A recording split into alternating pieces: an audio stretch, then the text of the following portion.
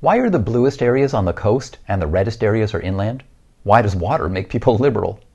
There really is a reason. In my last video, I talked about how conservatives want to conserve or preserve the way things are, or go back to the way they were, while progressives want more progress now. That is, progressives want change to happen faster, while conservatives want change to be more gradual and cautious.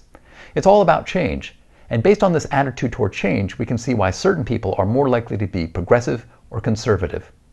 Young people don't long for the way things were back in the good old days because they weren't alive then, so they're more open to change and more progressive, on average.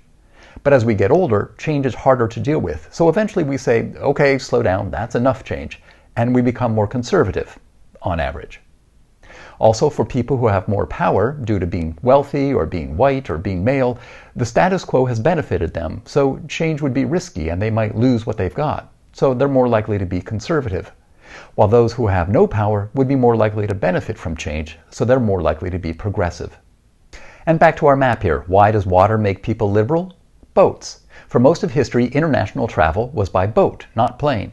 So if you lived in a port city on the coast, you saw and met more people from around the world. But if you were inland, you rarely saw people who were different from you. Same with the southern border. And this area is the Cotton Belt, where there was more slavery. So these regions have more diversity. Some of the whites who lived there became more familiar with different cultures, so they were more comfortable with differences and open to change. And the whites who weren't open to these differences and change were more likely to move elsewhere.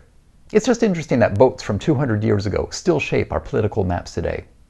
Of course, I have to footnote here that these are just general trends. Any one person may have many opposing influences based on their age, family, race, wealth, religion, community, occupation, and of course, their personal values.